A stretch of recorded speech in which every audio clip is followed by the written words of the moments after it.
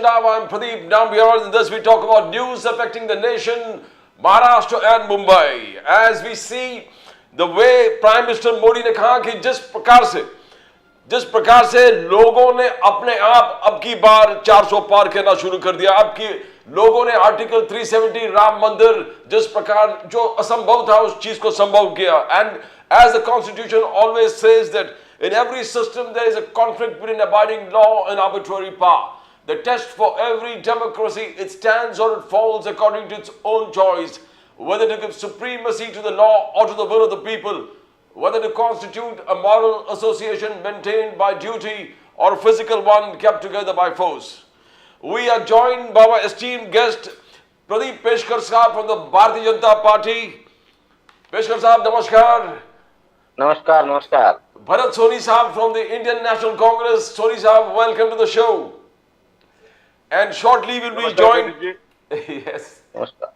And shortly we'll be joined by Manishankar Chauhan ji from the Sharad Pawar NCP group. Peshkar Sahab, आपका birthday भी था कुछ दिनों पहले. Happy, wishing you a great happy birthday. Thank you very much.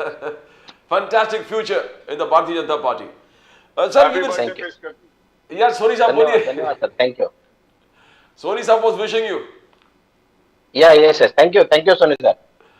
ना prime minister Modi ने कहा कि अब की बार 400 पार का जो नारा है वो लोगों ने दिया है. पूरे देश से जो आए हैं वो लोगों की गूंज है. जो 405 आर्टिकल 370 राम जन्मभूमि जिस प्रकार से वो बोले कि इम्पॉसिबल थिंग्स अचीव किया है प्राइम मिनिस्टर मोदी ने, वही राहुल गांधी, सोनिया गांधी जी बार ये कहे हाथ बदलेगा हालात.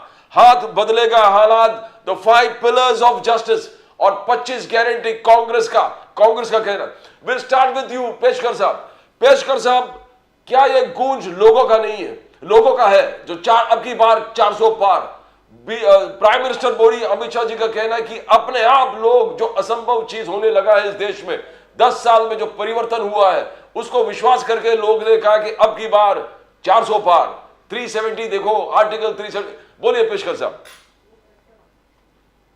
अभी सभी लोग तो ये मानने लगे हैं कि 10 साल में जो मोदी जी ने कहा है वो किया है, और भारतीय जनता पार्टी का चरित्र यही रहा है. हम जो लिखते हैं वो कहते हैं और कहते हैं वो करते हैं.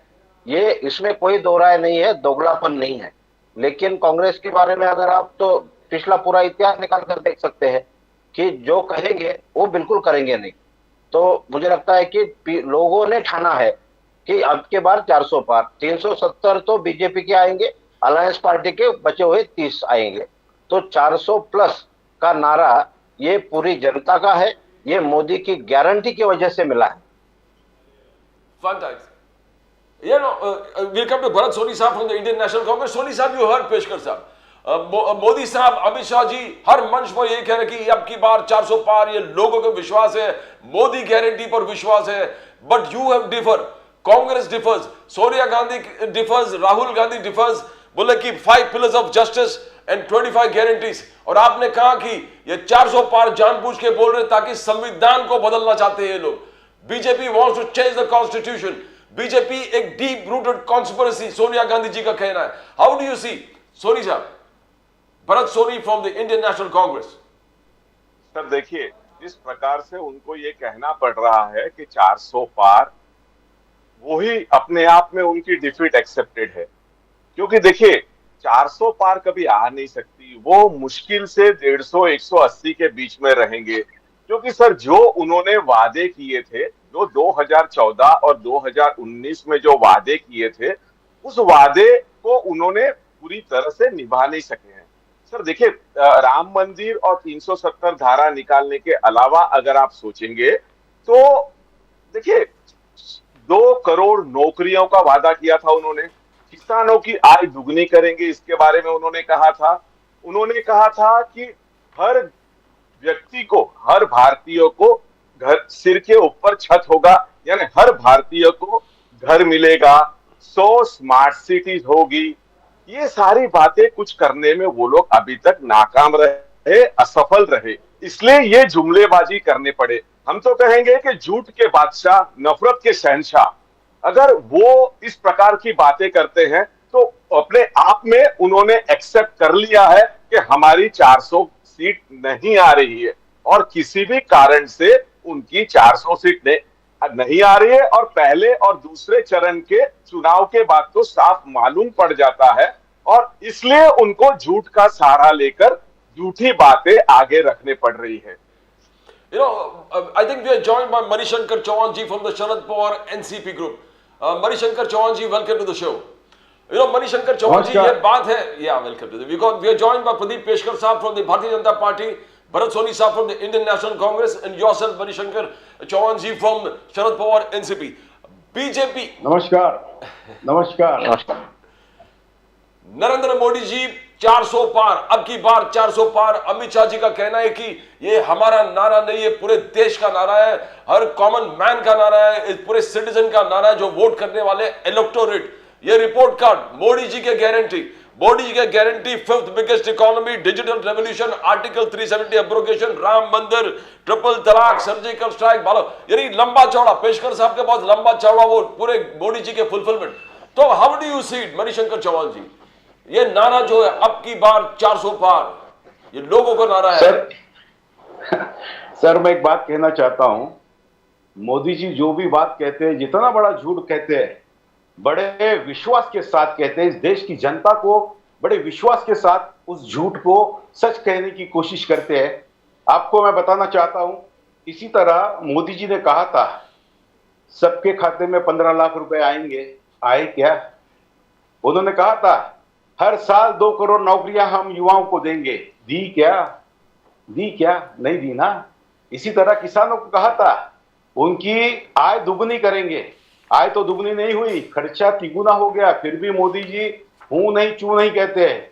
और किस बेस पे मोदी जी कहते हैं अब की बार 400 बार? मैं कहना चाहता हूं, विश्वास के साथ कहना चाहता हूं कि मोदी जी इस समय बहुत डरे हुए हैं, इसलिए उन्हें ये बात कहने की जरूरत पड़ रही है कि अब की बार 400 पार, ताकि वो इस देश के युवाओं को, अपने अंधभक्तों को गुमराह कर सके और दिखाना चाहते हैं कि मैं डरा नहीं हूं, आप भी डरिए मत, सीना ठोक के कहिए। और मैं हमेशा आपसे कहना चाहता हूं सर, एक पूछना चाहता हूं इन मोदी जी से सवाल, जो हमेशा कहते हैं मोदी जी कि कांग्रेस ने 70 साल में क्या किया,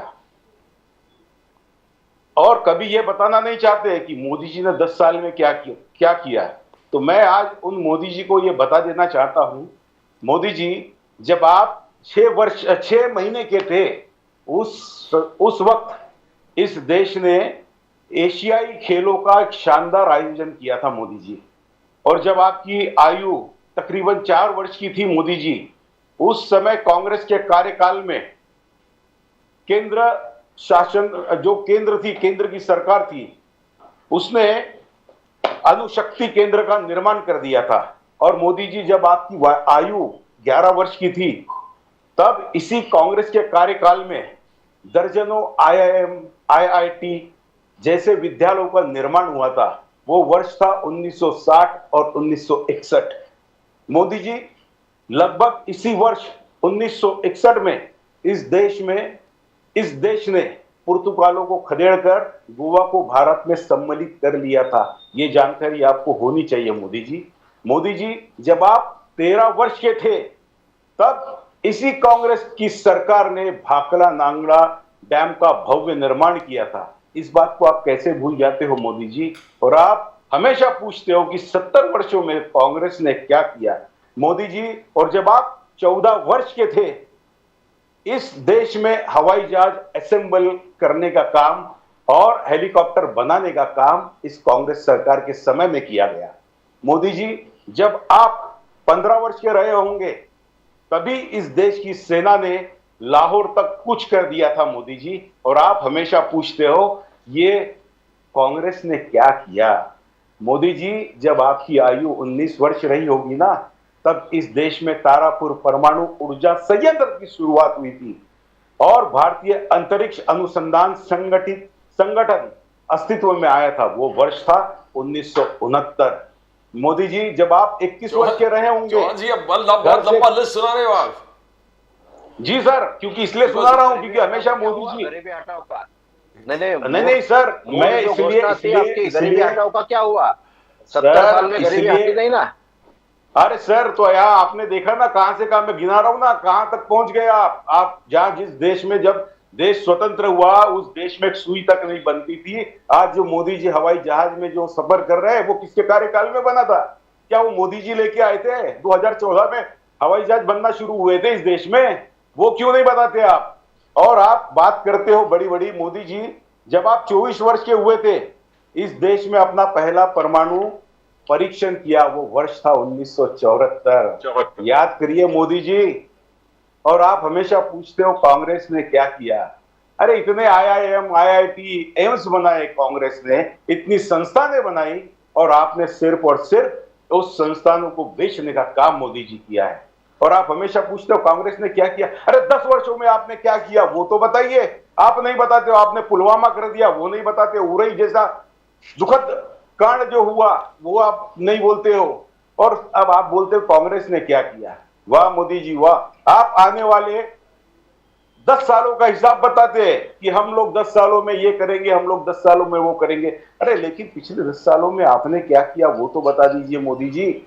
और एक तरफ आप हमारे इस देश की माता बहनों को डराने का काम करते हो कि कांग्रेस की सरकार अगर सत्ता में आएगी तो आपका मंगलसूत्र चुरा लेगी।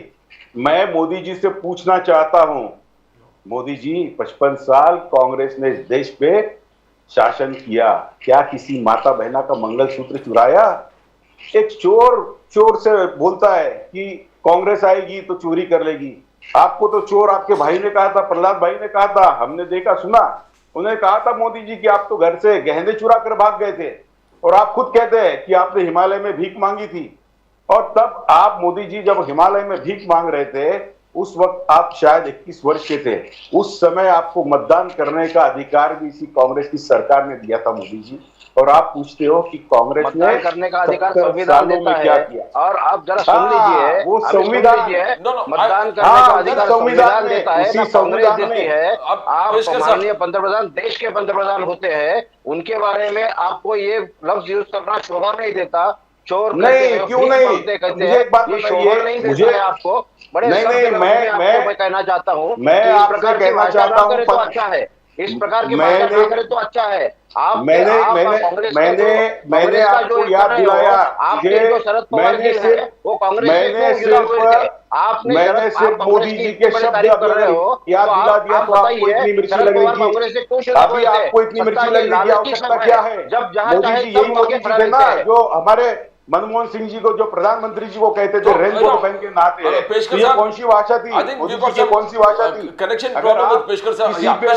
आई गॉट मणिशंकर जी, पेशकर साहब से पूछते हैं बिकॉज रिसेंटली आरोप लगा था तुष्टीकरण पे, इंडिया अलायंस तुष्टीकरण, which started with Manmohan Singh ji का एक टेप, और जो भाषण था उसमें कहा कि the first right of resources to Muslims. Peshkar साहब, क्या ये तुष्टीकरण है? तुष्टीकरण ये तो दिखता ही है। आज तक इन्होंने क्या किया? तो मुस्लिम तुष्टीकरण इनको पता है। मुझे ये बताइए कि राहुल गांधी उनकी अमेठी की सीट छोड़कर वायनाड क्यों चले गए? उनको पता है कि वहां सब मुस्लिम वोट है, वो मुझे मिलेगा, क्योंकि इधर तो खड़े रहने की हिम्मत नहीं है। तो ये मुस्लिम तुष्टीकरण का काम पहले से किया है। जब से मुस्लिम लीग का जन्म हुआ तब से भी उनकी वही राय अभी कांग्रेस में झलकती है। अभी देखिए कर्नाटक ने जो अध्यादेश निकाला, पूरे 17 जो मुस्लिम जाति है वो ओबीसी में डाल के हिंदू ओबीसी पर अन्याय किया है। ये सारी चीजें देखते हुए अभी उनको पता है कि जमीन खिसक रही है, 400 पार तो होने वाला है, तो फिर बची कुची जितनी भी अपनी वोट बैंक है वो बचा लीजिए, ताकि वो मुस्लिम तो हमारे पास आ जाएंगे। तो ये सारी चीजें जो है वो पूरी तरीके से रिलीजियस अस्थिरता निर्माण करने की बात है, जो कांग्रेस हमेशा करती आई है। आज तक कांग्रेस ने तो यही किया है, वो पूरे समाज में बांटो। आप देखिए 14 के बाद में एक बम स्फोट नहीं हुआ, लेकिन 14 के पहले क्या स्थिति थी? 14 के बाद में जो डेवलपमेंट हुआ, आप आंकड़े गिनाइए। अभी इतना समय तो यहाँ पर नहीं दे सकते हैं, क्योंकि सैकड़ों ऐसे डेवलपमेंट्स है जो 14 के पहले कितने हुए और 14 के बाद में कितने हुए। IIT IIM की बात करते हो ना, तो कितने हैं वो आंकड़ा आप ही बताइए। 60 साल में कितने खोले और हमने 10 साल में कितने खोले। आज युवाओं के रोजगार के लिए अटल इनोवेशन मिशन शुरू हुआ, युवाओं के रोजगार के लिए मेक इन इंडिया का मिशन आ गया। आज पूरी दुनिया के मोबाइल कंपनियां प्रोडक्शन भारत में करती है। आज पूरी दुनिया के बड़े जो सेमीकंडक्टर प्लांट्स है वो भारत में आने के कगार पर है। ये सारा चीज तो रोजगार निर्माण करने वाली है। और ईपीएफ का आप आंकड़ा देखिए, रजिस्ट्रेशन देखिए, उसमें आपको पता चलेगा कि मोर देन 3 करोड़ नए एम्प्लॉयमेंट जनरेट हुए हैं, नए लोगों को नौकरी मिली है। आप गुमराह करने की बात छोड़ दीजिए, अभी युवा गुमराह नहीं होने वाला है। 65% युवा मतदाता है, तो ये मतदाता गुमराह नहीं होने वाला है। और आपकी जो तुष्टिकरण की राजनीति है वो चलने वाली नहीं है। गरीबी हटाओ का नारा दिया, गरीबों को हटाने में लग गए, लेकिन गरीबी हटी नहीं। लेकिन मोदी जी ने गरीबों के बेसिक चीज पर नजर रखी। अंत्योदय का सपना लेके हमारा भारतीय जनता पार्टी की स्थापना हुई थी, और अंत्योदय का सपना पूरा करने का काम मोदी जी ने किया है। हर घर में टॉयलेट बना नहीं सकी, हमारे माता बहनों की इज्जत नहीं रख सकी, तो उस कांग्रेस को तो कोई सत्ता करने का अधिकार है नहीं। मोदी जी ने हर एक घर में शौचालय देने का काम किया, हर एक गांव में बिजली लाने का काम किया, पूरे घर में हर एक घर में जल नल से देने का काम किया। और ये आंकड़ा जो है, उसकी संख्या जो है, मैं यहाँ गिराना नहीं चाहता हूँ, आप देख लीजिए गूगल पे, आप पूरा मिल जाएगा। इसका श्वेत पत्र भी सरकार ने जारी किया है, उस पर भी आप देख सकते हैं। लेकिन आज के युवा, हम चांद्रयान मिशन की बात करते हैं, आज के युवा मंगलयान मिशन की बात करते हैं, आज के युवा मेक इन इंडिया की बात करते हैं, और इनोवेशन रिसर्च की बात करने वाले युवाओं को आप कहाँ लेके जाने वाले हैं? आप धर्म में दो रिलीजन में झगड़ा करवाने की बात करते हैं।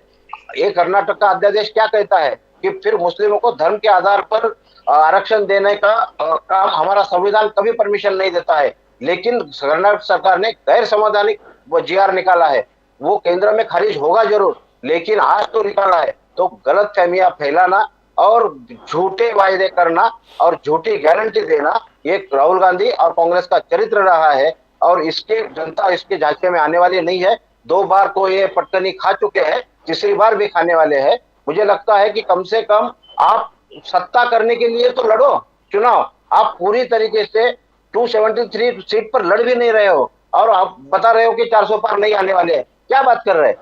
मुश्किल से शरद पवार जी को तो 15 सीट मिल गई महाराष्ट्र में लड़ने के लिए। तो ये ऐसा कोई सत्ता होता है क्या? पीएम पद का उम्मीदवार है नहीं, सब झगड़े कर रहे हैं एक दूसरे के साथ में। मोदी जी ने बहुत खूब कहा है कि 4 जून के बाद तो एक दूसरे के कपड़े भी फाड़ेंगे। तो हम देखना चाहते हैं कि 4 जून के बाद इनका क्या हासिल होता है। भरत सोनी साहब, भरत सोनी साहब, आप पे जो आरोप लगे कि एक तो मनमोहन सिंह जी के जो स्पीच का वीडियो है, जहाँ तुष्टिकरण का एक गरम कंटिन्यूस आरोप लगता गया कि तुष्टिकरण, और दूसरा जो ओबीसी जो कोटा है, आपने पूरा मुस्लिम समाज को ओबीसी में कन्वर्ट कर दिया है, वो भी आप पे एलिगेशन है। और ये 5 प्राइम मिनिस्टर बोल रहे, 5 साल में 5 प्राइम मिनिस्टर, 1 साल 1 प्राइम मिनिस्टर, दूसरा तीसरा, यानी ये सच्चाई है क्या कुछ इसमें? प्रदीप जी देखिए, मैं पहले भी मेरे पहले ओपनिंग रिमार्क्स में भी मैं कह चुका हूं कि झूठ के बादशाह, नफरत के शहंशाह, है ना सर। ये जितना झूठ बोलते हैं उसको हम लोग काबिले तारीफ, उनके जैसा झूठ कोई बोलता नहीं है सर। और क्या है सर, माइथोमेनिया एक प्रकार की स्थिति है, माइंड की स्थिति है। उसमें आदमी सच भी बोलना चाहे तो भी सच बोल नहीं सकता है। तो क्या है, ये इस स्थिति से वो गुजर रहे हैं कि नहीं, ये किसी साइकोलॉजिस्ट ने देखने की बात है। साइकोलॉजिस्ट ने तय करना पड़ेगा कि एक व्यक्ति जिसको सच बोलना चाहिए वो सच बोल ही नहीं पाता है। अगर उसको सच बोलना भी है तो भी वो नहीं मिला। अभी रही बात कंपैरिजन मनमोहन सिंह जी के साथ, तो सर मनमोहन सिंह जी की जो डिग्री है हार्वर्ड यूनिवर्सिटी के साथ, उस डिग्री के साथ कंपैरिजन आप करिए एंटायर पॉलिटिकल साइंस में, जिसमें एक ही व्यक्ति बैठा, जिसके बेंच पे कोई नहीं बैठा, और जिसका सर्टिफिकेट वो फॉन्ट, ऐसी कोई डिग्री है ही नहीं।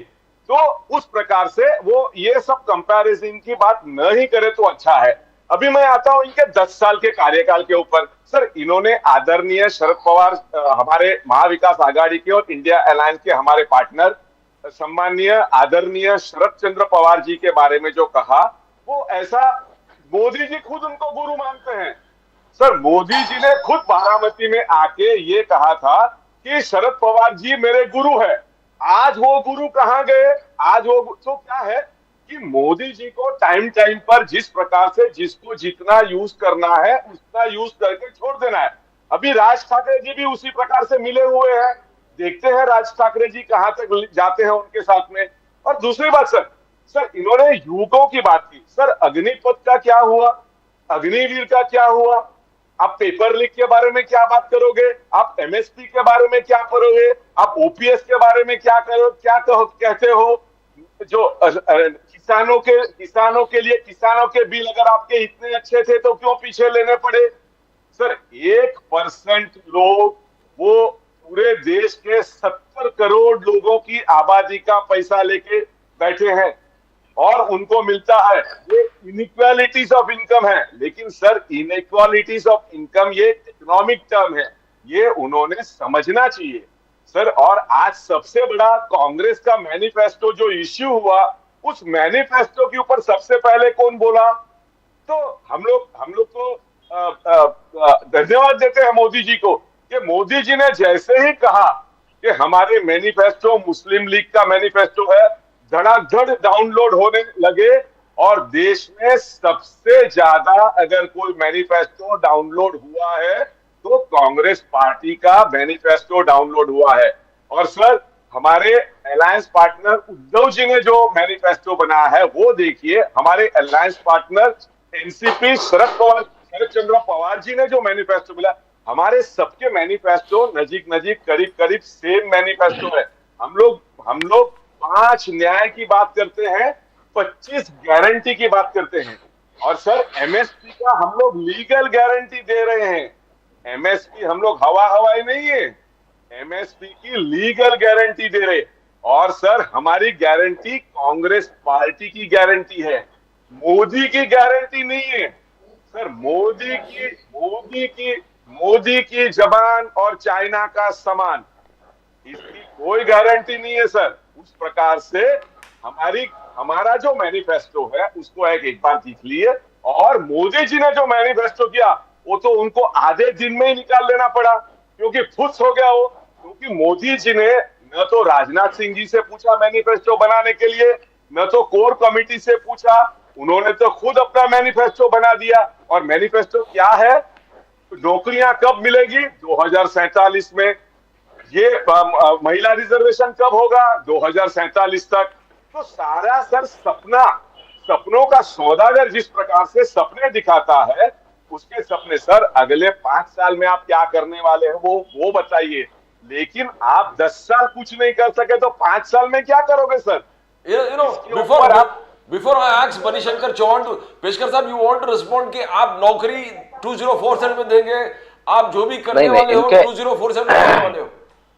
नहीं, कांग्रेस प्रवक्ता से मैं ये कहना चाहता हूँ कि ठीक है, आप मोदी जी की आलोचना कर सकते हैं, राजनीति है, पार्टी भारतीय जनता पार्टी की भी आलोचना कर सकते हैं, लेकिन अपने देश के भविष्य के बारे में खिलवाड़ मत करिए। 2047 में भारत विकसित होगा, ये अगर सपना लेके हम जाएंगे, उसके साथ हम आपके कदम से कदम मिलाकर साथ जाएंगे, इस प्रकार से आपका स्टैंड होना चाहिए। लेकिन 2047 में विकसित भारत होगा, आज दुनिया की 5वीं अर्थसत्ता है, वो 1 नंबर पे आएगी, हम जल्दी ही 3 नंबर पर जाएंगे, इससे आलोचना क्यों है, इससे आपको तकलीफ क्यों होती है। आपने चाइना की बात निकाली, ये तो माओवाद का जो बेसिक स्ट्रक्चर है वो कहता है कि जो बड़े लोगों के पास, अमीरों के पास जो संपत्ति है वो ले लो और वो समाज में बांट दो। ये माओवाद का स्टाइल है, ये कम्युनिस्ट का स्टाइल है। और आपकी मतलब राहुल गांधी जी की और गांधी घराने की भी चाइना से क्या दोस्ती है, ये तो छुपी नहीं है, ये सब पता है। लेकिन आप इतना तो समझ लीजिए कि पूरे हिंदू की प्रॉपर्टी लेके मुस्लिमों में बांटने की जो आपने बात खुलकर कही है, अपने मनमोहन सिंह जी कहते हैं, आपके ओवरसीज वाले सैम पित्रोदा कहते हैं, इनहेरिटेंस टैक्स अमेरिका जैसा इधर भी लगा दीजिए, तो ये सब जनता देख रही है आपका। लेकिन 2047 के बाद मोदी जी ने ये नहीं कहा है कि 2047 में मैं रहूंगा, मोदी जी ने ये कहा है कि भारत अर्ध महासत्ता होगा, भारत विकसित होगा। आप भारत का भी अवमान करने में चूकते नहीं है, कम से कम इसको तो आप ये कर लीजिए कि सत्ता आएगी सत्ता जाएगी, लेकिन भारत विकसित होना चाहिए, ये तो आपके जुबान से भी आना चाहिए। मणिशंकर जी, you heard आपने सुना, पेशकर साहब सुना, आप यू हेard भरत सोनी साहब, पवार साहब ने भी मैनिफेस्टो निकाला है। पवार साहब ने मैनिफेस्टो निकाला है जो मुस्लिम लीग के छाप जो बोलते हैं बीजेपी बार बार। पवार साहब गुड थिंग्स बोले कि एलपीजी 500 में बिकना चाहिए, उससे कम में बिकना चाहिए, पेट्रोल डीजल का रिस्ट्रक्चर नहीं होना चाहिए। पवार साहब ने कहा, शरद पवार साहब ने कहा, बोले कि कश्मीर को एक स्टेटहुड मिलना चाहिए। पवार साहब ने कहा अग्निपथ को, तो ये सब बोले। और ये भी बोले बाद में कि मोदी जी और पुतिन में समानता बहुत है। Modi ji Vladimir Putin Russia में जैसे है वैसे इस देश में बनना चाहते हैं। ये इसका जरूरत था मणिशंकर जी, चौहान साहब। बिल्कुल सर, बिल्कुल बिल्कुल जरूरत था। क्योंकि क्या होता है, जो व्यक्ति कभी बहुत ज्यादा झूठ बोलता है ना, तो उसको आईना दिखाने की जरूरत होती है, और वो आईना दिखाने का काम हमारे शरद चंद्र पवार साहब ने किया है। अब मैं आपको बता देना चाहता हूं, हमारे मित्र अभी कह रहे थे तुष्टीकरण की राजनीति किसने शुरू की। आप देख लीजिए, इनका इतिहास उठा के देख लीजिए, हिंदू वर्सेस मुस्लिम किसने चलाया था, नारा किसने दिया था। और आज वही मोदी जी आज अपने भाषण में कभी नहीं कहते कि मैं आने वाले समय में ये करूंगा या मैंने ये विकास के काम किए और मैंने देश को विकसित किया है। वो हमेशा एक ही बात कहते हैं, इस देश के हिंदुओं को डराना चाहते हैं कि अगर कांग्रेस की सरकार सत्ता में आएगी तो माता बहनों आपका मंगलसूत्र छीनकर, आपकी प्रॉपर्टी छीनकर ये मुस्लिमों को दे देगी। ये कहां का तर्क है? ये तुष्टीकरण की राजनीति कौन कर रहा है? ये कौन ये तुष्टीकरण की भाषा बोल रहा है? मैं तो इतना कहना चाहूंगा, पहले आपको याद होगा मोदी जी का जो नारा था, हिंदुओं की बात रखना क्या गलत है? हिंदुस्तान में हिंदुओं की बात रखना क्या गलत है? उनके मुझे एक बात बताइए, हिंदुस्तान में जब 400 साल मुगलों ने राज किया तो क्या ये देश क्या पाकिस्तान बन गया या मुस्लिम राष्ट्र बन गया था? आप किस अभी कांग्रेस के हाथ में अगर जाता है तो जरूर बनने का मौका है। 55 साल अभी जाता किधर? 55 साल था ना सर, ये कांग्रेस के हाथ में था ना, तो क्या ये मुस्लिम राष्ट्र में अभी तक क्या आप मुस्लिम राष्ट्र में जी रहे थे? क्या आप बंगाल में क्या स्थिति है? असम के 4-5 जिले में क्या स्थिति है? आज रोहिंग्या किसके भरोसे पे आ रहे हैं? रोहिंग्या जब आए थे तो किसके भरोसे आ रहे हैं? इतना डर क्यों है आपके अंदर? उनको पाला है। आप ये सोचते हो कश्मीर का प्रश्न इतने दिन तक क्यों सुलझा नहीं? कहते हो कश्मीर का प्रश्न अगर कांग्रेस के हाथ में सत्ता आ जाएगी तो ये देश मुस्लिमों का हो जाएगा।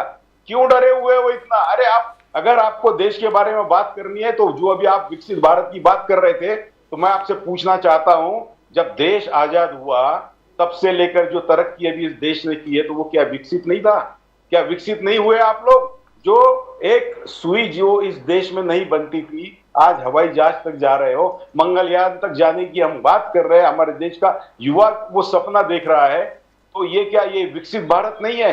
आप कितना गुमराह करोगे इस देश के युवाओं को? आप सीधा सीधा बताइए कि आपने विकास के लिए क्या किया, इस देश के युवाओं के लिए क्या किया, कितने रोजगार इस युवाओं को दिए, आपने स्वास्थ्य के क्षेत्र में कितना काम किया, एजुकेशन के क्षेत्र में कितना काम किया, किसानों के क्षेत्र में कितना काम किया, महिलाओं के सुरक्षा के लिए कितना काम किया। अरे आपको तो शर्म आनी चाहिए सर। जो आपके जो सांसद थे ब्रजभूषण सिंह, जिसके ऊपर इस देश का जो रत्न कह लीजिए पहलवान थी मल्लिका, सॉरी नाम में उनका भूल रहा हूं, आगे जो हमारी पहलवान थी। पेशकर साहब, you want to respond to जो चार्जेस मणिशंकर चौहान जी ने लगाए हैं आप पर कि डेवलपमेंट कहाँ है?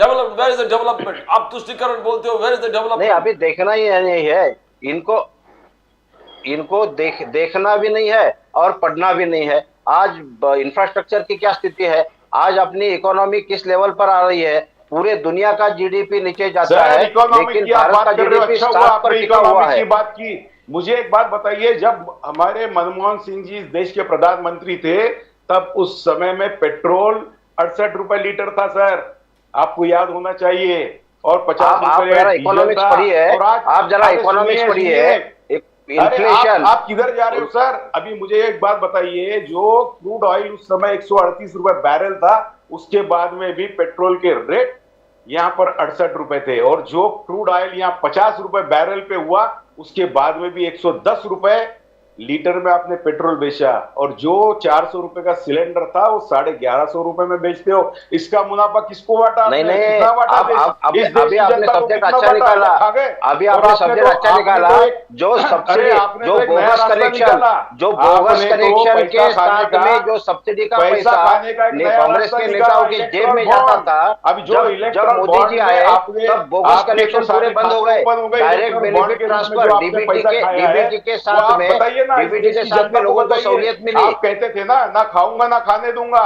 फिर क्यों आपने इलेक्ट्रॉल बॉन्ड यही के तो रूप में दिक्कत है देश का कांग्रेस पैसा वालों खाया को। है? यही तो क्यों दिक्कत है आपने- कांग्रेस वालों को, खाने को नहीं मिल रहा है। सीबीआई का धौंस दिखा दिखा कर लोगों से इलेक्ट्रॉल बॉन्ड के रूप में क्यों घूस खाई, उसका जवाब दीजिए पहले इस देश को।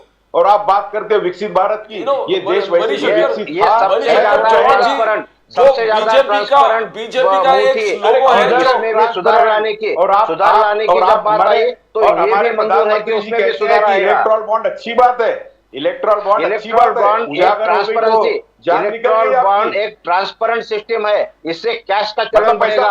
कांग्रेस ने यही किया है, हर एक से दलाली ली है, भाई डिफेंस का रहो या डोमेस्टिक रहो, ये सारे पैसा खाने का ट्रांसपेरेंट खाई है। सिस्टम मतलब और इलेक्ट्रॉल घुसखोर बॉन्ड आपने कांग्रेस बनाया को है। इस पर बोलने का कोई लोगों के अधिकार नहीं ऊपर में है। रेड आप करो। मुझे बताइए, और जो मनीष अय्यर कंपनी जी, की- जो मनीष अय्यर कंपनी जी, की अगर अनुदान से मोदी पैसा मोदी साहब का कहना है, उससे आप अमित शाह जी का कहना है कि इलेक्टोरल बॉन्ड्स का सबसे ज्यादा फायदा ऑपोजिशन को हो गया है। शिवसेना को भी मिला, शरद पवार जी को भी मिला। इलेक्ट्रॉल बॉन्ड की बात करने का आपको कोई हक नहीं है, क्योंकि इलेक्ट्रॉल नहीं है? बॉन्ड एक स्वतंत्र ट्रांसपेरेंट देश का व्यवस्था थी। नागरिक हूं ये मैं। ट्रांसपेरेंट मुझे व्यवस्था पूरा इसलिए निकाली कि संविधान कैश का मुझे चलन ना अधिकार बढ़े, दिया है। ब्लैक आप- मनी ना आप- आए, आप इसके कोई लिए नहीं किया है। होते मुझे और बोलने आपको वाले तो कि छुपा इलेक्ट्रॉल छुपा के बॉन्ड में पैसे बात लेने ना का करूं। इरादा है। ये तो आपका सरासर कहना ही गलत है। इस संविधान ने आपको, मुझे, सबको, इस देश के सभी नागरिक को अधिकार दिया है कि वो सभी क्वेश्चन पूछ सकते हैं और आपका बिल्कुल पूछ सकते हैं। उत्तरदायित्व किसने होता है बोला अगर ना आप पूछे? सत्ता में, बिल्कुल तो पूछ उसका जवाब सकते हैं। दीजिए आप। नहीं जो नहीं, राम- उसके सिस्टम में सोनी सुधार की साहब- सुप्रीम सोनी कोर्ट ने साहब- कहा है, तो सुधार की आवश्यकता है तो सुधार करेंगे, उसमें क्या है। सोनी साहब बस जो चीज़ राम है, को लाए सुधार हैं, करने की जरूरत नहीं, है, जो सुधार राम करने को लाए हैं हम उनको लाएंगे। द बीजेपी टैगलाइन है और पूरे देश में एक गूंज है कि जो राम को लाए हैं हम उनको Yes. लाएंगे। कांग्रेस जनता उनको और लाएगी। इंडिया अलायंस टोटली राम के खिलाफ था, भगवान राम के। आपने कोर्ट में विरोध किया, आपने राम लल्ला को टेंट में रखा, ये आप पे आरोप है। भरत सोनी साहब, राजीव जी, सॉरी प्रदीप प्रदीप जी, नाम है। देखिए आज बजाज साहब का तबीयत जरा खराब है। जी जी जी, प्रदीप जी देखिए, हमारे सम्माननीय भाजपा के प्रवक्ता ने अभी थोड़ी देर पहले पेशकर साहब, yes, इलेक्टोरल पेशकर साहब ने बात की इलेक्टोरल बॉन्ड्स की। मैं उनको एक छोटा सा जवाब दूं, फिर रामलल्ला जी पे भी बात करता हूं मैं। सर देखिए, मैं सिर्फ 5 नाम गिनाऊंगा। सर, मेगा इंजीनियरिंग करके एक कंपनी है, अप्रैल 2023 में उन्होंने 150 करोड़ बीजेपी को दिया और उनको 14,400 करोड़ का प्रोजेक्ट का कॉन्ट्रैक्ट मिला। सितंबर 2023 में मंगोलिया में 648 मिलियन प्रोजेक्ट मंगोलिया में मिला। Donated 150 crore to BJP. Sir ये, और दूसरा डॉक्टर रेड्डीज लैब को उन्होंने डोनेट किया, उनकी फर्म को रेड किया 12 नवंबर 2023 को। 17 नवंबर 2023 को उनको बीजेपी को चंदा दे दिया। तो चंदा दो धंधा लो। टोरेंट ग्रुप ने 7 मई 2019 को 9 करोड़ बीजेपी को दिए, उनको 2085 करोड़ का एग्जम्पशन मिला। सर ये बहुत लंबी लिस्ट है, मैं उतनी बड़ी लिस्ट यहां पर नहीं पढ़ के सुनाऊंगा क्योंकि इतना टाइम भी नहीं है हमारे पास। लेकिन सर जिस प्रकार से लोगों को गुमराह कर रहे कि ये क्यों लाए थे ये लोग बॉन्ड, इलेक्टोरल बॉन्ड क्यों लाए थे सर? इलेक्टोरल बॉन्ड लाए थे ट्रांसपेरेंसी इन पॉलिटिकल मनी, इसके लिए लाए थे सर। उसी के ट्रांसपेरेंसी के ऊपर ही इन लोग नॉन ट्रांसपेरेंट रह गए। सर सभी हम ये नहीं पूछ रहे कौन पार्टी को कितना पैसा मिला, कौन सी पार्टी को कितना मिला और कैसे मिला, ये पूछ रहे। और पहले तो प्रधानमंत्री जी ने और मोदी सरकार ने यही बता दिया था कि इसकी जानकारी तो आपको आरटीआई में दी नहीं जा सकती है। ये तो अच्छा हुआ कि 2 सुप्रीम कोर्ट के सॉलिसिटर्स और वो लोग गए एडीआर वाले, और उन्होंने जब सुप्रीम कोर्ट से कहा तब इन्होंने उसको उजागर किया, तब उन्होंने उसकी रिपोर्ट दी। दूसरी बात, स्टेट बैंक ऑफ इंडिया जैसी state bank of India 22,000 record जो देना था, जो 15 मिनट में दे सकते हैं, उसके लिए बोला जून में दी जाएगी। उसको किसका प्रेशर था? फिर कैसे वो लोग दे पाए? जब सुप्रीम कोर्ट ने फटकार लगाई दूसरे दिन, तो कैसे इलेक्टोरल बॉन्ड का चिट्ठा पूरा बाहर आ गया? कैसे आप पूरा सब बता सके? यानी देश की सबसे बड़ी बैंक और स्टेट बैंक ऑफ इंडिया जैसी जो हमारे देश की सबसे बड़ी बैंक है, उस बैंक के ऊपर प्रेशर लाके उनसे झूठ बुलवाया गया। तो सर, आज के दिन में संविधान खतरे में है। संविधान को बचाना है, लोकतंत्र को बचाना है, तो बीजेपी को इस बार घर का रास्ता दिखाना पड़ेगा। अभी मैं इनका प्रश्न रामलल्ला जी के बारे में। देखिए प्रभु रामचंद्र जी हम सबके, सिर्फ आपके भगवान नहीं हैं, हाँ वे हमारे भी भगवान हैं। और सर वो बन गया मंदिर। अब मंदिर बन जाने के बाद क्या, कितने लोगों को रोजगार मिलेगा? कितने लोगों की जहां ध्वस्त जो दुकानें हुई थी उसका बिजनेस मिलेगा कि नहीं उनको? वहां पर क्या उनको झंडा दिया गया? और उस आप जाकर अयोध्या में जाकर देख लीजिए, एक बार अयोध्या में जाकर एक दर्शन कर लीजिए प्रभु राम का। अब मुझे पता है आपको प्रेशर रहेगा, आप जा नहीं पाओगे वहां पर। चलेंगे सर, दर्शन करने से ही यही तो दिक्कत है। आपको वहां पर रोज 2 लाख लोगों का टूरिज्म हो रहा है। वहां 2 लाख लोग जब आ रहे हैं तो रोजी रोटी बढ़ गई है, वहां की हर एक दुकानदार की इनकम बढ़ गई है। आप जरा वहां पर जाकर एक बार पूछ लीजिए। सर 80 करोड़ जनता को अगर 5 किलो राशन पे जीना पड़ता है और 25 करोड़ जनता को आप किसानों का अपमान कर रहे हो। ये किसानों की जो पैदावार है वो सरकार लेकर बांट रही है। किसान को रोजगार बता रहे हो, ये एक दुर्भाग्य की बात है। आप युवाओं के लिए रोजगार क्या है वो न बताते हुए आप बता रहे हो स्वाभिमान, युवाओं को स्वाभिमान से जीने की बात कही है। मोदी जी ने हमारी संस्कृति, हमारा राष्ट्रवाद, हमारा सांस्कृतिक राष्ट्रवाद जिंदा रखने के लिए ये सब करने की जरूरत है। हम इतिहास से क्या सीखेंगे? हम इतिहास से हमारा सांस्कृतिक राष्ट्रवाद सीखेंगे। हम युवाओं को सांस्कृतिक राष्ट्रवाद सिखाने की बात कर रहे हैं, स्वाभिमान से जीने की बात कर रहे हैं। हम स्वाभिमान से जिएंगे और पूरे टेक्नोलॉजी के साथ में। एक प्रधानमंत्री दिखाइए, वो एआई की बात करता है, एमएल की बात करता है, गेमिंग की बात करता है, जो डेवलपमेंट की बात करता है, इनोवेशन की बात करता है। ये पहले प्रधानमंत्री है जो हर एक सेक्टर की बात करते हुए युवाओं के आशा आकांक्षाओं को पूरा करने का वचन देते हैं। आप ऐसे तर्ज दे रहे हो जो गले। ऐसा प्रधानमंत्री भी देखा है जो नाली के गैस से चाय बनाएगा, बादलों के बीच में ये दिखते हैं, वैसा प्रधानमंत्री। ये व्हाट्सएप यूनिवर्सिटी की बातें मत करो, ये व्हाट्सएप यूनिवर्सिटी की बातें मत करो। व्हाट्सएप यूनिवर्सिटी की तो बातें आप कर रहे हो। सोनी साहब, मणिशंकर जी जो आप पे आरोप है कि गठबंधन, मणिशंकर चौहान साहब आप पे आरोप है कि गठबंधन सनातन धर्म के खिलाफ है। ना सोनिया गांधी, ना राहुल गांधी, ना शरद पवार साहब राम मंदिर देखने गए। क्या है? कौन है? देश की जनता को आज समझ में आ गया। जिसने इस देश की जनता को पप्पू बनाया वो आज इस देश की जनता समझ चुकी है कि वो असली पप्पू कौन है। जो कहता था 2 करोड़ दुनिया में जो रिस्पेक्टेड है, दुनिया में जिसका शब्द माना जाता है, इस दुनिया मोदी जी की बात ना करो तो फिर भी आपकी आंखें नहीं खुल रही है। ठीक है, आपको शुभकामनाएं बहुत सारी, आपको तो ये पता होना चाहिए कि दिन आ गया कि है। आपके साहब ने कितना झूठ बोला है और सीना ठोक के झूठ बोला है। उनको तो सबसे पहले इस देश की जनता से, इस देश के युवाओं से माफी मांगनी चाहिए। जो वादे उन्होंने किया था वो आज तक पूरे नहीं किए। पहले वो उनका नाम था मोदी जुमला, आज उसको बदल के मोदी गारंटी कर दिया। वाह, क्या विजन है आप लोगों का यार। क्या घुमाते हो ना, क्या माइंड वॉश करते हो आप नवयुवाओं चौहान जी। आप और कहते हो और बड़े गर्व से कहते हो अब की बार 400 पार, लेकिन इस देश की जनता कहती है अब की बार तड़ी पार। चौहान साहब जस्ट लेट मी नो, आपका मैनिफेस्टो जो है, शरद पवार साहब का मैनिफेस्टो है, उसमें बहुत अच्छी चीज है। जैसे हमने एलपीजी 500 से कम, पेट्रोल डीजल पर रिस्ट्रक्चरिंग, फार्मर्स के लिए पवार साहब ने कहा कि उनके लिए सेपरेट कमीशन अपॉइंट कीजिए कि उनके जो तकलीफ है उसको वेलफेयर और तकलीफें दूर कैसे हो। 50% रिजर्वेशन वुमेन कास्ट, ये सब आपके मैनिफेस्टो में है। मगर जो बीजेपी का आरोप है कि कांग्रेस का और आपका जो मुस्लिम लीग का छाप है, मुस्लिम लीग का जो छाप है, आपने कहा कि सीएए को हम लोग रिव्यू करेंगे, एनआरसी को आप लोग रिव्यू करेंगे, यूएपीए को आप लोग रिव्यू करेंगे। जॉन साहब, तो क्या ये मुस्लिम लीग का इन्फ्लुएंस है? How do you see that charges against? नहीं सर, सबसे पहले तो सर ये एक दुर्भाग्य की बात है कि प्रभु श्री रामचंद्र जी को ये बीजेपी वालों ने अपनी प्रॉपर्टी समझ ली है। उनको ऐसा लगता है कि जो दूसरे पार्टियों में जो हिंदू है, इस देश में जो हिंदू है, वो प्रभु श्री राम को मानते नहीं है। वाह, क्या कहना इनका। चाहिए था ना, आपने क्यों नहीं किया? अरे आप गिरा रहे थे ना 50 साल। अरे आपसे यही तो मैं पूछ रहा हूँ कि राम मंदिर का ताला किसने खोला था? आप तो मोदी विरोध जी में थे क्या? आप तो राम मंदिर का जब ताला खुलवाया था, आपके राम मंदिर का ताला जिसने खुलवाया था, तब राम हैं। मोदी जी थे क्या? राजीव गांधी जी थे उस मंदिर का ताला खुलवाने वाले।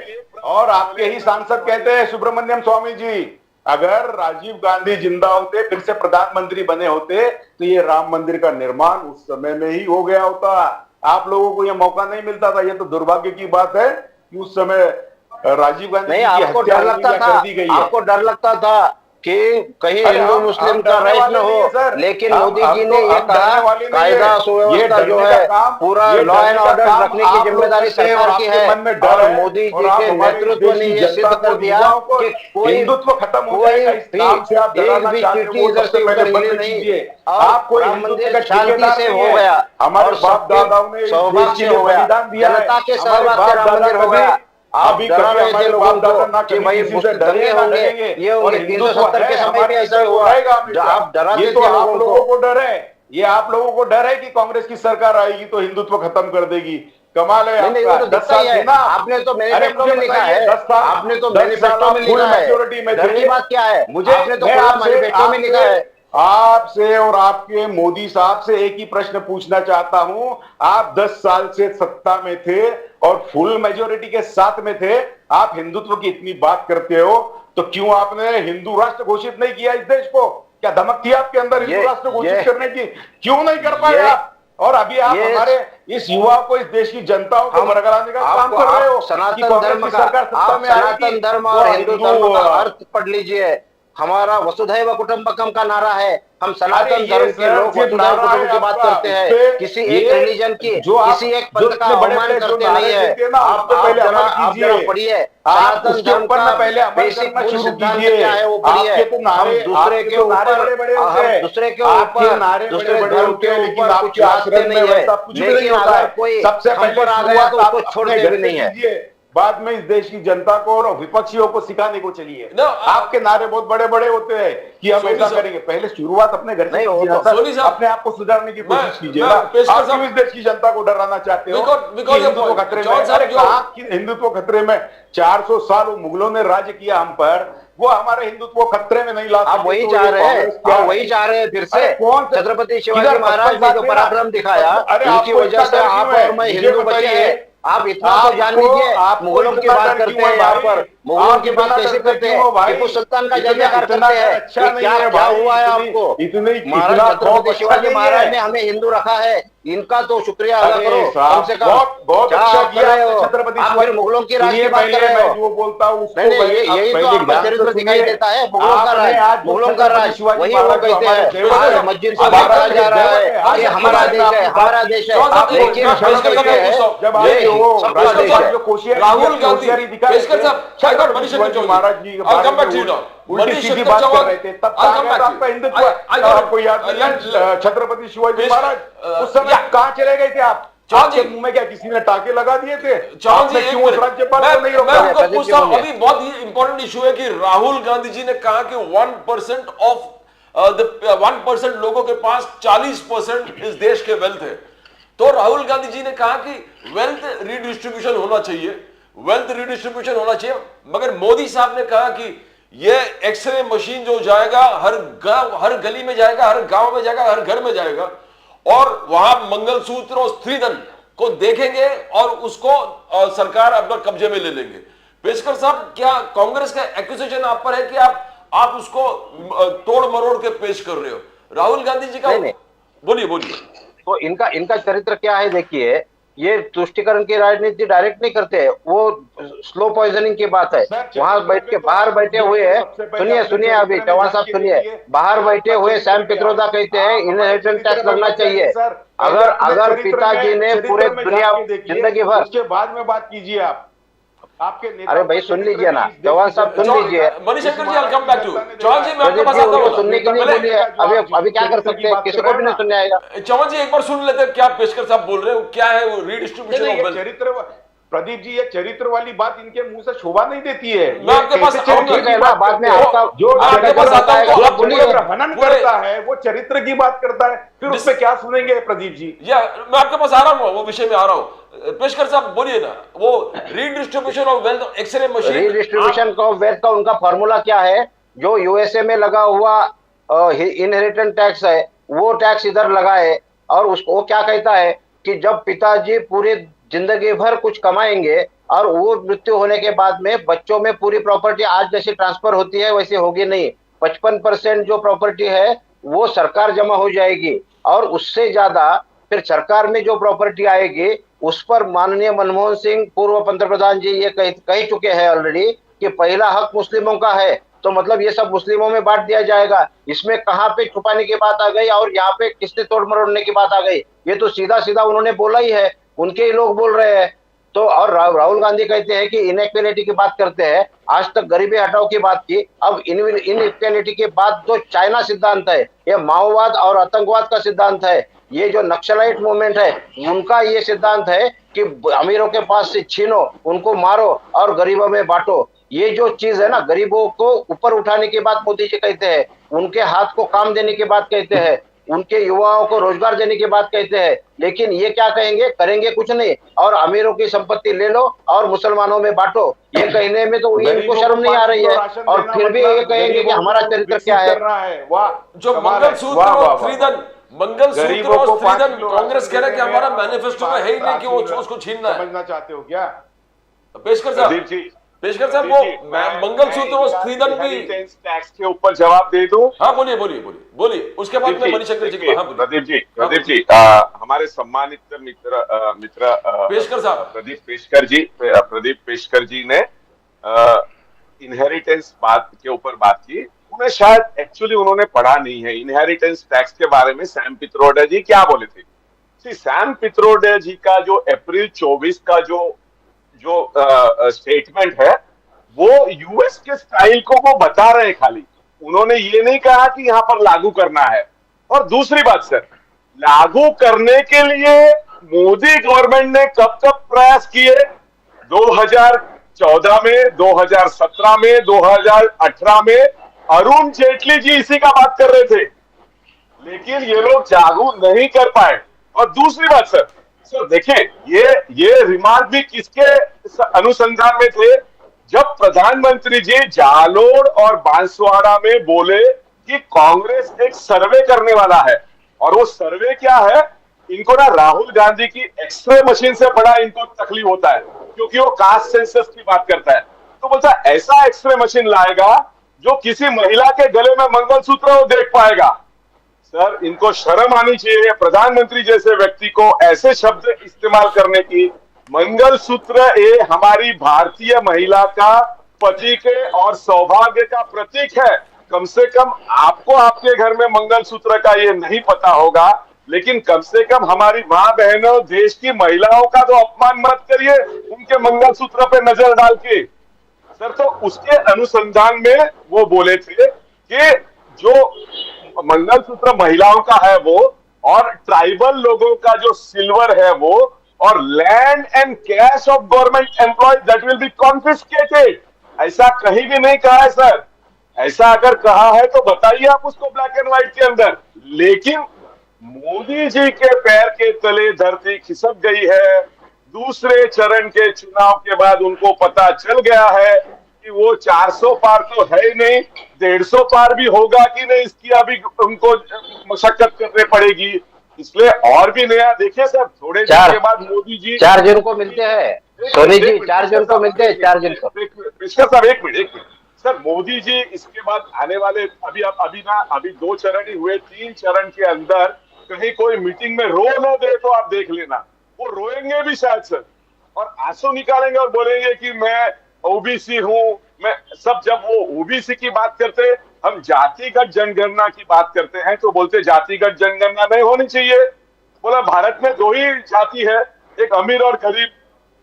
हाँ, लेकिन जब वो खुद बोलते हैं कि मैं ओबीसी हूं, तब वो ओबीसी है। तो इस प्रकार की डबल मीनिंग और डबल तरह की दो मुंह वाली बात करने का ये काम भारतीय जनता पार्टी का है।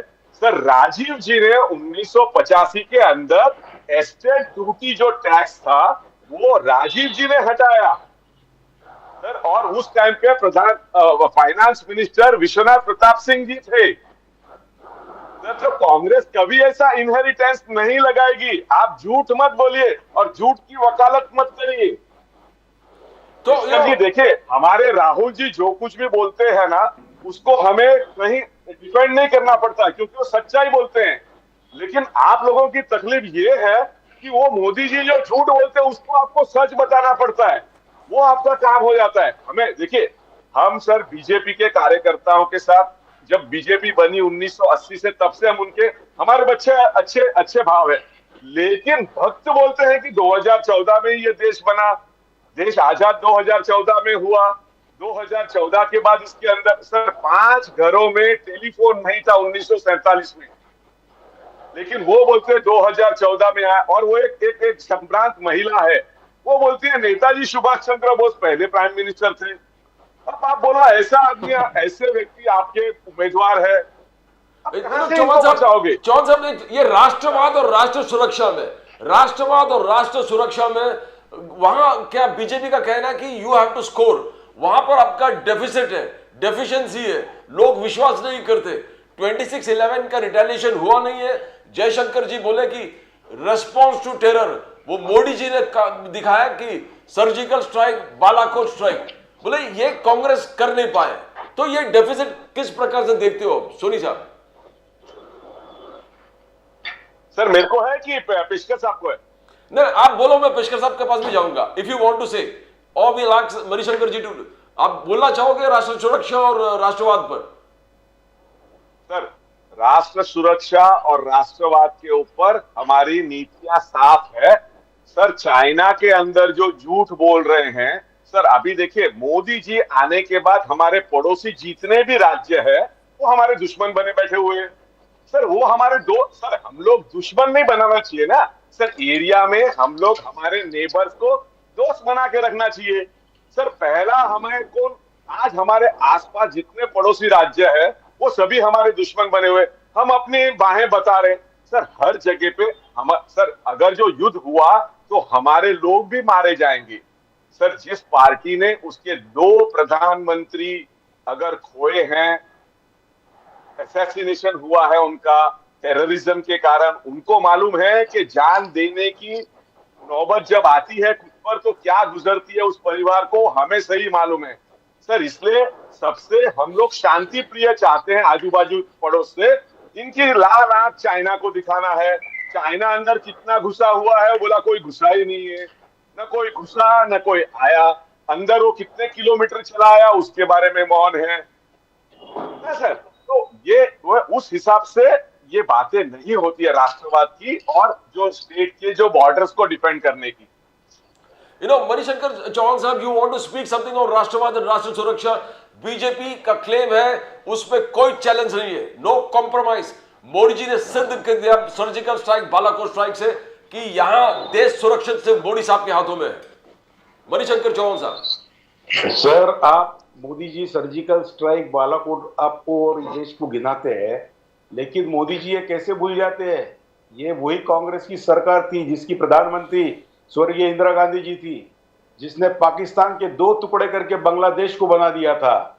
और आप अभी यहाँ बात करते हो सर्जिकल स्ट्राइक की। अरे तो ये तो बता दीजिए, पुलवामा में जो 400 किलो RDX यूज हुआ था, जिसमें हमारे 44 माँ भारती के सपूत शहीद हो गए थे, वो RDX आया कहां से था? उरई की जो घटना हुई उसमें अभी तक कोई पकड़ा नहीं गया, ये क्यों नहीं बताते हैं मोदी जी? और बात करते सुरक्षा की, अरे क्या सुरक्षित है? जब आप अपने देश के जवानों को सुरक्षित नहीं रख पा रहे हो तो इस देश की जनता को कैसे रखोगे? ये तो आप खोखली बात करते हो। मुझे आज भी याद आता है, मोदी जी तो इतना झूठ बोलते हैं। मोदी जी तो कहते थे, मुझे आज भी उनका वो भाषण याद है, जिस देश का रुपया गिरता है उस देश की प्रधानमंत्री की इज्जत गिरती है। तो आप मुझे बता दीजिए मोदी जी, ये 10 सालों में इस देश का रुपया कितना नीचे गिरा और कितना ऊपर उठा है।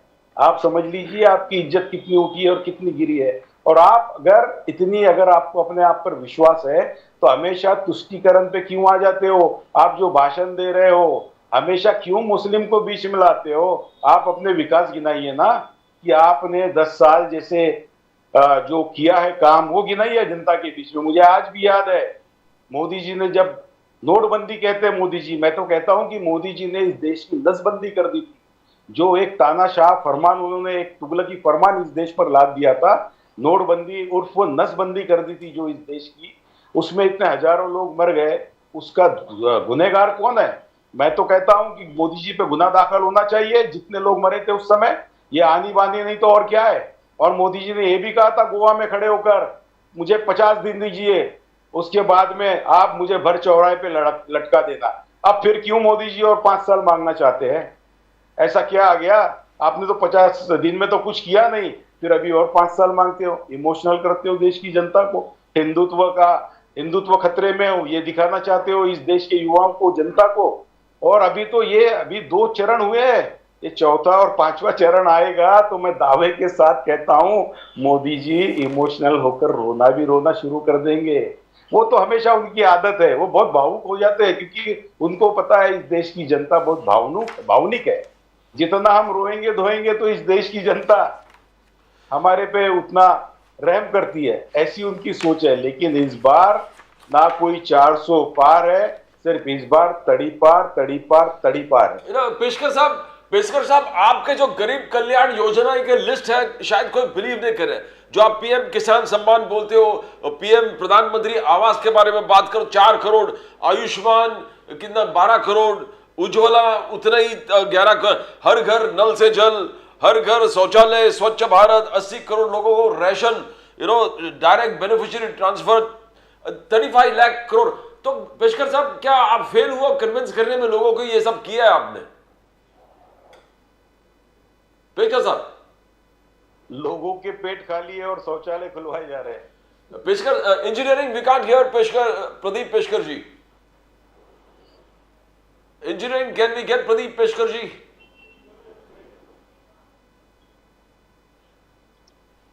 हेलो, यस, हेलो, आ रही है आवाज? हाँ पेशकर साहब, आ रही है आवाज, बोलिए। हाँ, तो ये गरीब कल्याण की जो योजनाएं हैं वो मोदी जी ने पूरे कार्यकाल में कंसिस्टेंटली गरीबों को दी है। कन्विंस करने के लिए सिर्फ ऐसा है कि विरोधी पार्टियों कन्विंस नहीं हो सकती है, क्योंकि उनको सच देखना ही नहीं है। जनता पूरी कन्विंस है, इसीलिए तो नारा आ रहा है कि इस बार 400 पार, उसकी वजह से तो आ रहा है। कन्विंस करने की कोई जरूरत नहीं है।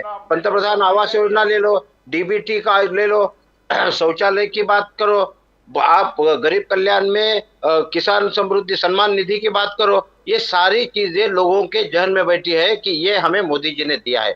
मोदी जी की वजह से गैस मिला, मोदी जी की वजह से नल से जल मिला, तो ये सारा सुखी जीवन करने के लिए जो जो चाहिए वो सारा मिला है। अभी अगले 5 साल में मोदी जी ने बोला है कि ये तो ट्रेलर था, आगे अभी और डेवलपमेंट की बातें होने वाली है। आप 140 करोड़ जनता पे भरोसा करना चाहिए कि उन्होंने ठान लिया है कि अब इस बार 400 पार। 50 दिन मांगे थे गोवा में खड़े होकर, वैसे भी 5 साल और मांग रहे हो। सोनी साहब तो रियल पिक्चर कैसा हो गया, उससे सब ऊपर वाला ही बचा है। सोनी साहब, मगर इनके है कि मोदी साहब का 10 साल और आपका 60 साल, वो कंपैरिजन करते रहते। 70 एयरपोर्ट आपने बनाए, 74 एयरपोर्ट। मोदी साहब ने 10 साल में 148 एयरपोर्ट बनाए। एक एक आंकड़ा आए रेल भेज दिया, सेल भेज दिया, नहीं ये गलत क्या है, गलत टर्मिनोलॉजी लेकर आप अगर जनता को गुमराह करने की कितनी भी कोशिश करें तो गुमराह होने वाली नहीं है। ये तो पूरी संख्यात्मक तुलना बताती है क्या अरे है। सर, ये बेच दिया मतलब किसको बेच दिया? की जरूरत क्या आ आप गई थी? किसको बेच अडानी दिया? को देने की क्या जरूरत आ गई थी? रेल क्यों बेचने की जरूरत? क्या सर आप किधर बात करते हो? बोलिए बोलिए सोनी साहब, बोलिए बोलिए मोदी बोलिए। जी की 5 गारंटी में पेशकश आपको बताता हूं कि हाँ। हाउसिंग फॉर ऑल 4 करोड़ घर दिए। वो 4 करोड़ घर जो आपने दिए वो फ्री में दिए थे कि वो हाउसिंग बोर्ड के मकान बनाए वो दिए थे? वो उसका कोई क्लैरिफिकेशन नहीं है। दूसरा, आपने बोला वाटर फॉर ऑल, तो गुजरात के डांग जिला में उन्हीं का 27 साल से जहां शासन है गुजरात में, डांग जिला के लोग आज पानी के लिए तड़प तड़प क्यों रहे हैं? वहां पर क्यों? बीबीसी का रिपोर्ट है, हमारा नहीं है सर। बीबीसी का रिपोर्ट, वो नल से जल योजना, उधर क्या है सर? 24 घंटा नल है लेकिन पानी 1 घंटा भी नहीं है। आप पानी पानी का जो स्रोत है उस पर काम करने की जरूरत है। पानी के स्रोत पर काम करने की जरूरत है। कितना साल और लगेगा सर? 27 साल से आप सत्ता में हो, 27 साल से गुजरात में सत्ता में हो। वहां पर अस्त्राल योजना 213 करोड़ की अस्त्राल योजना बनाई, धर्मपुर जो आदिवासी एरिया है उसके अंदर। लेकिन ये तो मानते हैं ना, ये तो मानते हैं 4 करोड़ लोगों के पास पानी का नल का व्यवस्था ही नहीं था, वो कम से कम हमने दिया, इतना तो मानते हैं ना। ये तो सर्टिफिकेट मिल गया। नल के अंदर पानी, नल से पानी दिया, ये ऐसा हो सकता है? आप पेशकर साहब आप सुन नहीं रहे। योजना नल दिया है लेकिन नल में पानी नहीं है सर। और मिनिमम दूसरी बात, आप पैसे कटवा देते हो, इसको कोई योजना बोलेंगे क्या सर आप?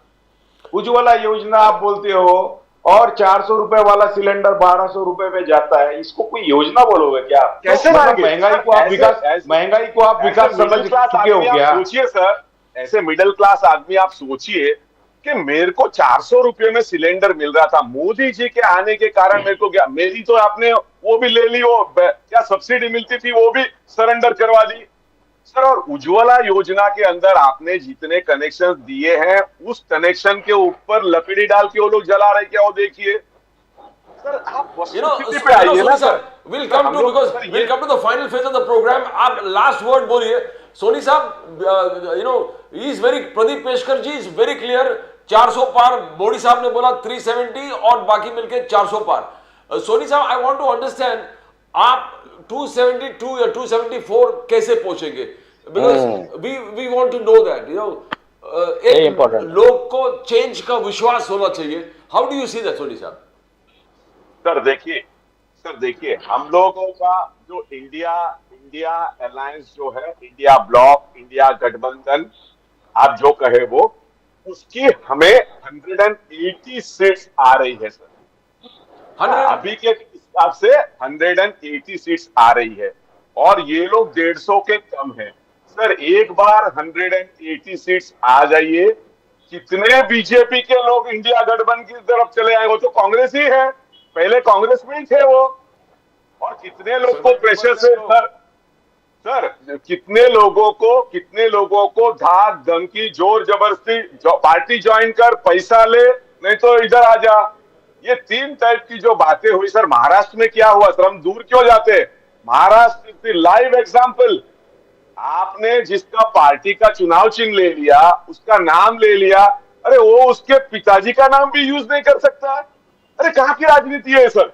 आप ये राजनीति छोड़ के एज ए इंडिविजुअल भी सोचिए कि सर इस प्रकार सर महाराष्ट्र राज्य है ना, ये एक पुरोगामी राज्य है सर। और ये प्रोग्रेसिव स्टेट होने के इधर खाली 20% राजनीति चलती है, 80% समाजकरण चलता है। हम लोग डेवलपमेंट की बात करते हैं। अगर इसको कंपैरिजन करना है तो 1 मई 1960 को बाइफरकेट हुआ गुजरात राज्य को देखिए और महाराष्ट्र को देखिए, वो कितना एडवांस है, इंडस्ट्रियली एडवांस कितना है, उसका आप तालमेल लाइए सर। तो यहां पर आप अगर ऐसा करोगे कि आप इसके 40 एमएलए को लेके जाते हो और बोलते हैं इसका ये पार्टी नहीं है, अभी ये पार्टी इसकी है, और सर जिसके साथ कुछ सर। और देखिए बीजेपी उसके अलायंस पार्टनर को कैसे करता है सर?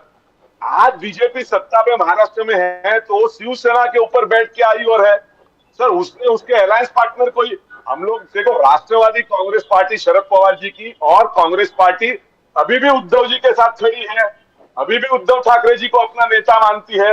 हम लोग नहीं बदले सर, हम लोग उनके साथी हैं।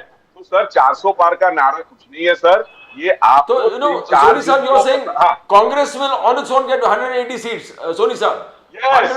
180.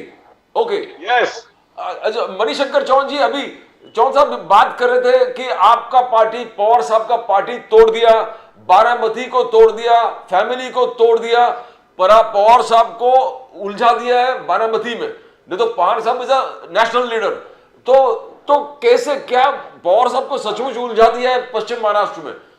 सर ये तो जो समझते हैं कि जिसने आदरणीय शरद चंद्र पवार साहब को पश्चिम महाराष्ट्र में या बारामती में उलझा दिया, वो नादान है। आप देख लीजिए, इस उम्र में भी शरद पवार साहब आज 2-2, 3-3 सभाएं ले रही है। वो सिर्फ ऐसा नहीं है कि सिर्फ पश्चिम महाराष्ट्र में या बारामती में ले रहे हैं। और मैं तो मोदी जी से इतना ही कहना चाहूंगा, जो हमेशा आज उनका मैं एक भाषण सुन रहा था जिसमें उन्होंने कहा कि राष्ट्रवादी अगर टूटी है तो पुत्री मोह की वजह से टूटी है। तो मैं उन्हें कहना चाहता हूं कि मोदी जी, अगर शरद पवार साहब को अगर सच में अगर पुत्री मोह होता, तो जब कांग्रेस से ज्यादा हमारे विधायक चुन के आए थे असेंबली में, उस समय ही सुप्रिया ताई को वो मुख्यमंत्री बना चुके होते।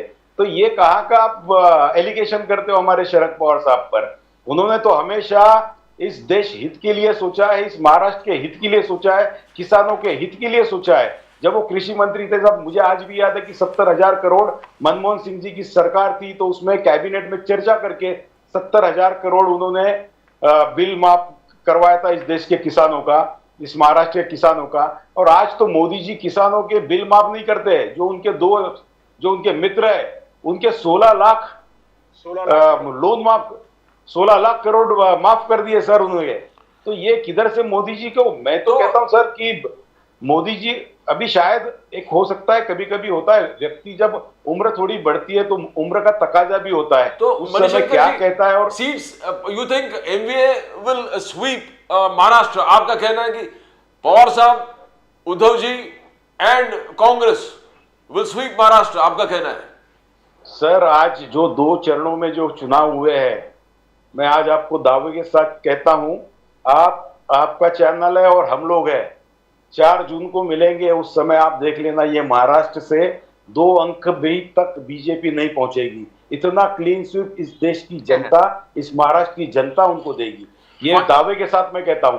आज जो गडकरी साहब की जो सीट है वो भी खतरे में, ये भी मैं आपको आज बता देना चाहता हूं। Allow the final word to response. Peshkar साहब, आप गडकरी साहब का भी सीट खतरे में है, Maharashtra MVA is going to sweep, the final word for you. ये तो अभी ठीक है, 4 जून तक सपनों में जीने दीजिए सबको। 4 जून में दिखाई देगा 45 प्लस यहाँ पर महाराष्ट्र की जनता ने किया होगा। सपने तो ना तो हम सपनों लोग में देश की जनता को झूठे सपने दिखाते हैं, हम लोग तो 45 प्लस महाराष्ट्र, अब की बार 400 पार पूरा इंडिया, ये तो पक्का होने वाला है। ये परिवारवाद की राजनीति करने वाले लोगों को कोई जनता खड़े नहीं करने वाली है। ये परिवारवाद की राजनीति करने वाले लोग हैं और मोदी जी राष्ट्रवाद की राजनीति करने वाले लोग। ये बेसिक फर्क है दोनों में। तो मुझे लगता है कि 4 जून को हम सब मनाएंगे नई सरकार का उत्सव। Congress, thank you so much. Manishankar Chauhan साहब, जरूर Sharad Pawar, NCP, thank you so much. It has been a fantastic discussion, बहुत बढ़िया डिस्कशन हो गया on total merits, on total information, very very good. Thank you so much for being in the show, thank you so much, नमस्कार। As we always talked, we the people, the Constitution, the preamble to the Constitution always screams, we the people hereby resolve to constitute India into a sovereign, socialist, secular, democratic republic and to secure to all its citizens justice, equality, fraternity and liberty. And as you say, the pillars of justice, social, economic and political, equality before the law and equal protection of rights, liberty, freedom of speech, expression, faith, worship and belief, and right to life, liberty and pursuit of happiness. And fraternity is the eternal brotherhood, believing the territorial and the political integrity of the nation. Whichever party comes to power, as we always say, the Constitution needs to be safe. The pillars of the Constitution needs to be safe. And if the pillars of the Constitution are safe, the nation is safe. That's all from Pradeep Nambiar. Nation Now. We'll come again with more news from the nation, Maharashtra and Mumbai. For now, it's bye for now.